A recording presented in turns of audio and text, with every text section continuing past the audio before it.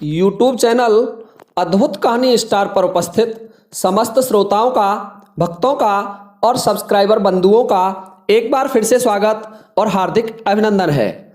श्रोताओं, आज मैं आपको एक बड़ा रहस्यमय वीडियो लेकर के उपस्थित हुआ हूं। आज मैं आपको एक दोहा का अर्थ स्पष्ट करूंगा और दोहा है, मैं पढ़ रहा हूं। राम राम सब कोई कहे, दशरथ कहे न कोय, एक बार दशरथ कहे तो कोट यज्ञ फल होए।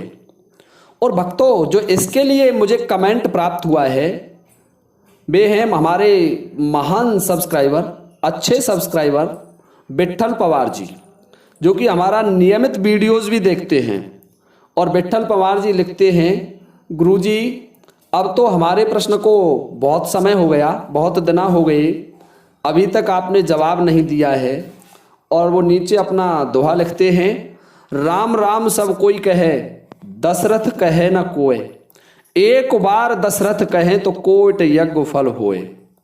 गुरुजी प्लीज बताने की कृपा करें। तो भाई विट्ठल पवार जी, यदि आप हमारा वीडियो देख रहे हैं तो ध्यान से सुनिए, हम आपके प्रश्न का जवाब लेकर के उपस्थित हैं। तो आइए भक्तों, चलते हैं सीधे अपने वीडियोज पर। राम राम सब कोई कहे, दशरथ कहे न कोय, एक बार दशरथ कहे तो कोट यज्ञ फल होए।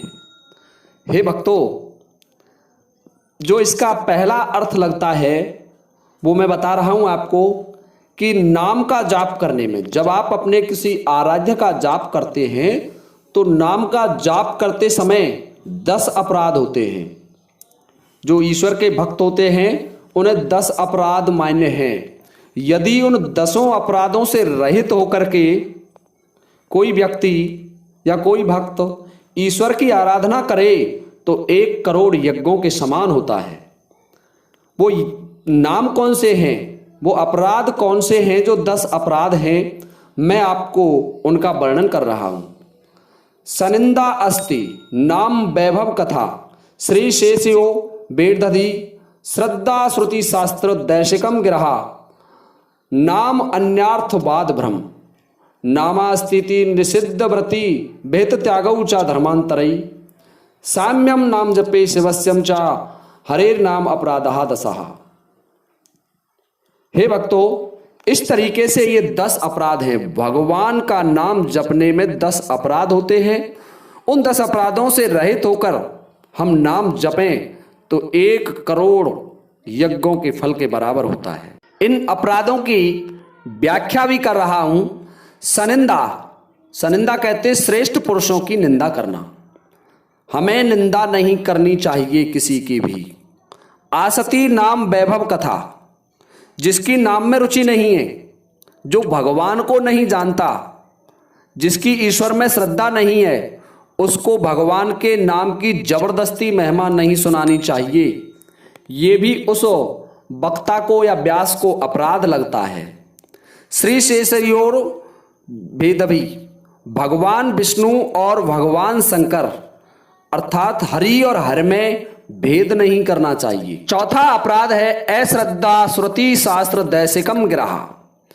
इसमें 3 अपराध छिपे हुए हैं। अश्रद्धा श्रुति शास्त्र दैशिकम गिरहा अर्थात वेद शास्त्रों में भ्रम पैदा करना, वेद शास्त्रों को अज्ञानतावश झूठा समझना।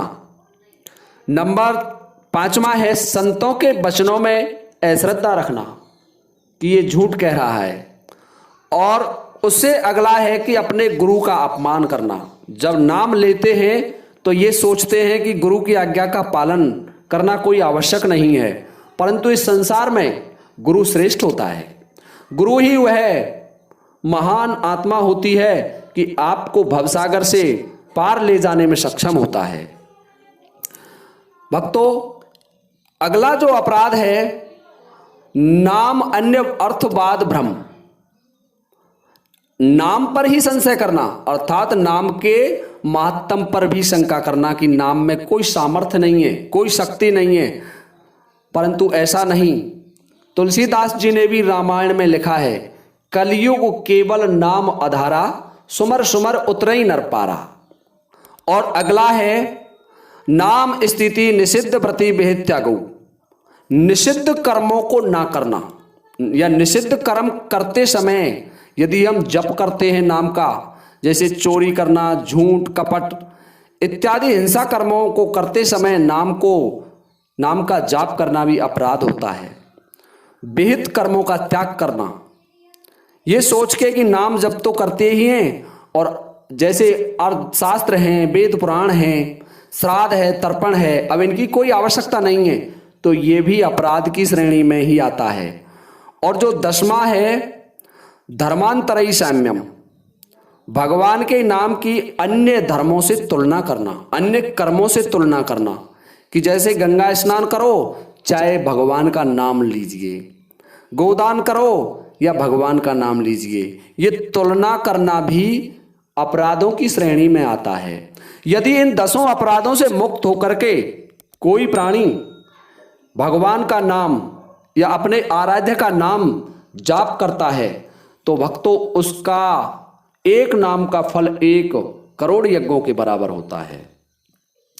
और जो दूसरा तथ्य है वो मैंने डोंगरे जी की रामायण से लिया है, अध्यात्म रामायण से। वो ज्यादा अच्छा और ज्यादा महत्वपूर्ण फैक्ट है, सीधा साधा फैक्ट है और उसको मैं आपको बता रहा हूं, तो ध्यान से सुनिए। जब हम अध्यात्म रामायण का अध्ययन करते हैं तो समस्त संसार मानव शरीर में ही विराजमान होता है।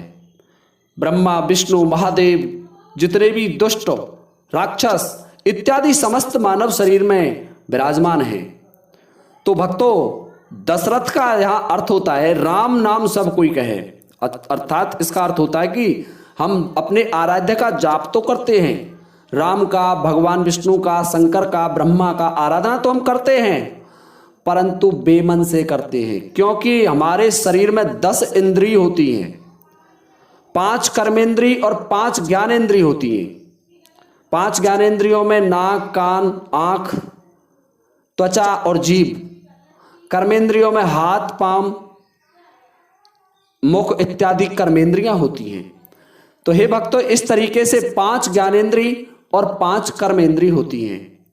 यदि कोई भी प्राणी जो इस मृतलोक में जीवित अवस्था में है इन 10 इंद्रियों को अपने बस में करके, 10 इंद्रियों पर सवार होकर के, इंद्रिय सवार नहीं होनी चाहिए, 10 इंद्रिय कंट्रोल में होनी चाहिए, 10 इंद्रियों को कंट्रोल में करके अपने बस में करके यदि अपने आराध्य का एक नाम भी जप लें तो उस नाम का प्रभाव 1 करोड़ यज्ञों के समान होता है।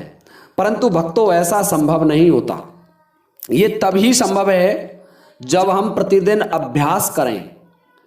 अभ्यास भी ऐसा नहीं हो कि हमारा ध्यान इधर उधर भटक जाता है। आपने देखा होगा, मैं आपसे और थोड़ा सा इस विषय पर चर्चा करता हूं कि जब हम अपने आराध्य का भजन करते हैं, ध्यान करते हैं, तो आपने एक अनुभव किया होगा कि कुछ सेकंड के पश्चात, मिनट तो बहुत बड़ी बात होती है, हमारा मन इस सांसारिकता में घूमने लग जाता है। ईश्वर का ध्यान आरंभ करते हैं तो मात्र 10 से 15 सेकंड को ही ध्यान लगता है और हमारा ध्यान इस सांसारिकता में खो जाता है। परंतु यदि बात सांसारिकता की हो, यदि हम किसी ख्वाबों में खोएं, अच्छे मकान बनाएं, अच्छा खेत बन लें, अच्छे पैसे के पीछे चलें, अच्छी नौकरी का ख्वाब देखें, अच्छी स्त्री का ख्वाब देखें, तो हमें उसमें चलते चलते, ध्यान लगाते लगाते 10-20 घंटे निकल जाते हैं, लेकिन अपना ध्यान उस स्थान से नहीं हटता। परंतु जो सत्य है, कहते हैं राम नाम सत्य है, वास्तविकता है वो सत्य है, उस सत्य में ध्यान लगाना संभव नहीं होता। यदि कोई भी प्राणी उस सत्य में 10 इंद्रियों को बस में करके ध्यान लगा ले, अब 10 इंद्रिय तो बहुत बड़ी बात हो गई, हम अपना मन ही कंट्रोल नहीं कर पाते, 10 सेकंड से ज्यादा के लिए ध्यान नहीं लगा पाते। और जो कुछ भक्त होंगे वो मुझे इस बात पे जरूर कमेंट करें कि भाई आपका ध्यान कितने समय तक लग जाता है। कोई ऐसा भक्त है जो 1 घंटे तक ईश्वर में बिल्कुल तल्लीनता से, तन्मयता से ध्यान लगाता हो? यदि कोई हो तो मुझे कृपया कमेंट जरूर करना। तो हे भक्तों, इस तरीके से कोई भी प्राणी इस संसार में ऐसा नहीं है कि जो दसों इंद्रियों को बस में करके ईश्वर का या अपने आराध्य का जाप करे, और जो ऐसा कोई प्राणी है तो उसे एक नाम का 1 करोड़ यज्ञों के समान फल प्राप्त होता है।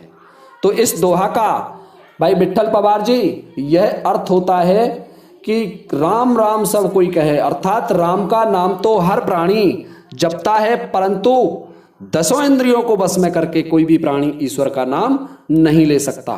और यदि दसों इंद्रियों को बस में करके ईश्वर का जाप किया जाए तो 1 करोड़ यज्ञों का फल उसे प्राप्त होता है। भक्तों, इस दोहा का जवाब मैं दे चुका हूं, वीडियो ज्यादा बड़ा हो जाएगा। जय हिंद, जय भारत।